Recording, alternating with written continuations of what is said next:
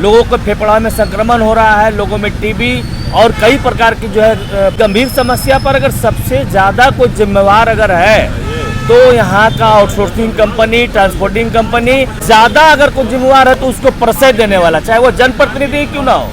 आखिर वह चुप क्यों है?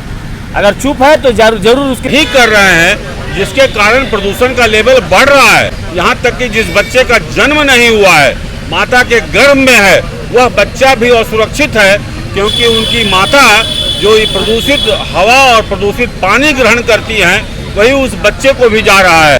चाहे स्वस्थ हो, चाहे बीमार हो, चाहे हिंदू हो, चाहे मुस्लिम हो, चाहे पढ़ा लिखा हो, चाहे बेपढ़ा लिखा हो, अमीर हो या गरीब हो, हर व्यक्ति आज प्रदूषण से प्रभावित है। पूरे कोयलांचल में विशेष करके सबसे ज़्यादा प्रदूषण है।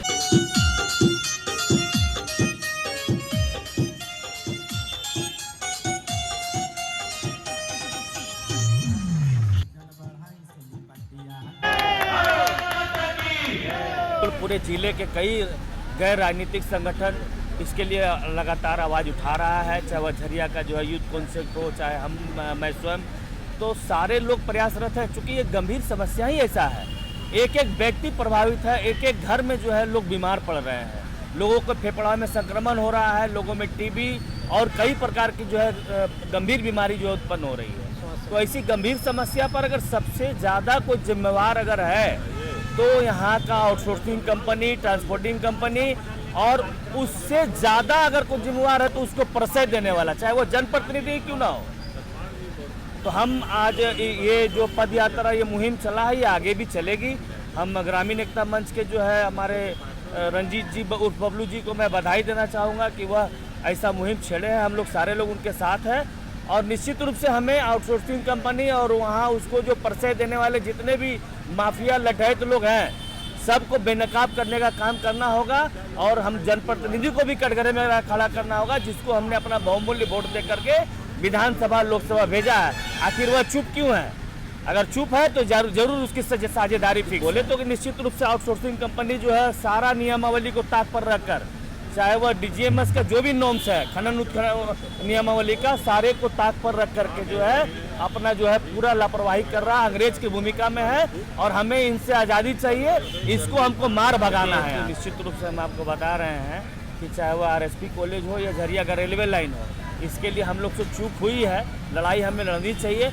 आपको यहाँ पर सीख लेना होगा डीसी लाइन से। डीसी लाइन पर डीजीएमएस ने रिपोर्ट दिया था कि ये खतरा में है, ये खतरनाक घोषित कर करके उसको जो है पहले बंद किया, लेकिन वहाँ का जन सैलाब, जन आक्रोश काफ़ी उमड़ करके आया, लोगों ने लड़ाइयाँ लड़ी, जिसका परिणाम है कि वह लाइन आज पुनः परिचालित हुआ है। वहाँ पर झरिया का जो है रेलवे लाइन अगर बंद हो गया तो इसके लिए यहाँ का हम सारे आम जनमानस दोषी है, जो पूर्ण रूप से अपना आक्रोश व्यक्त नहीं कर पाए। लेकिन अब वो पछता रहे हैं। यहाँ का शहर का जो हमारा इतिहास झरिया का है वह धूमिल होते जा रहा है, लोगों का व्यापार प्रभावित हुआ है। अब लोगों में ये बात है, अब लोग इस कदर आक्रोशित होंगे कि अब वैसा कोई अन्याय बर्दाश्त नहीं करेंगे। कार्यकर्ताओं को, रंजीत सिंह और उनके जितने जो वॉलंटियर्स हैं ग्रामीण एकता मंच के, सबको बधाई देने के लिए मैं आया हूँ। उन्होंने जो मुहिम छेड़ी है, यह मुहिम अपने लिए, उनके लिए नहीं है।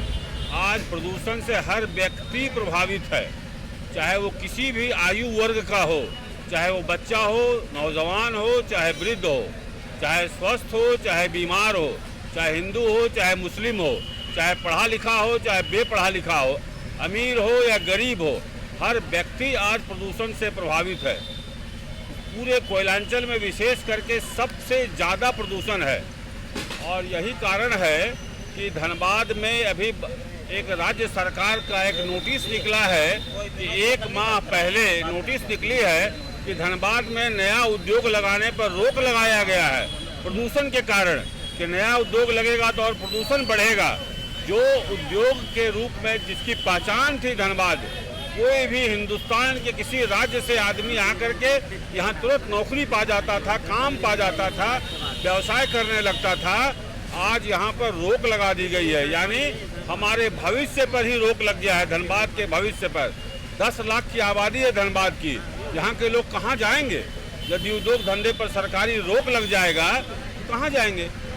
तो आज जो प्रदूषण है, इसमें कहीं न कहीं प्रशासनिक लापरवाही, सरकारी लापरवाही भी है। जो महकमा है देख रेख करने के लिए, वो अपनी जिम्मेवारी निर्वाह नहीं कर पा रहे हैं, नहीं कर रहे हैं, जिसके कारण प्रदूषण का लेवल बढ़ रहा है और हर आदमी आज असुरक्षित है। यहाँ तक कि जिस बच्चे का जन्म नहीं हुआ है, माता के गर्भ में है, वह बच्चा भी असुरक्षित है, क्योंकि उनकी माता जो प्रदूषित हवा और प्रदूषित पानी ग्रहण करती हैं, वही उस बच्चे को भी जा रहा है। तो आने वाले समय में जो बच्चा पैदा होगा वह रुग्ण पैदा होगा। और आप देखेंगे एक चीज़ कि बहुत अधिक दिव्यांग बच्चे की वृद्धि हुई है इधर। पहले 1 लाख में एक आध बच्चा दिव्यांग अगर कहीं दिखता था, अभी स्थिति बहुत खराब है। 1-1 लाख बच्चे पर 10-10, 15-15 की औसत हो रही है दिव्यांग बच्चे का जन्म। इसलिए प्रजनन क्षमता भी घटी है लोगों की। ये सब प्रदूषण का प्रभाव है। इसलिए ग्रामीण एकता मंच ने जागरूकता फैलाई है और इस मुहिम को और मजबूती प्रदान करना है और इस सब की जिम्मेवारी है।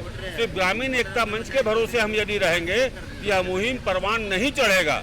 हर व्यक्ति की जिम्मेवारी है, हर व्यक्ति इस जिम्मेवारी को समझे और एक पेड़ लगाए, कम से कम पेड़ का को संरक्षण दे, पेड़ को बड़ा होने तक उसकी पूरी सुरक्षा की जिम्मेवारी ले।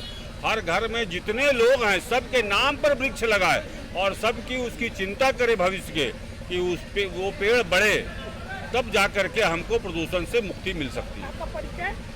विजय कुमार झा, कतरास, पूर्व अध्यक्ष बियाडा।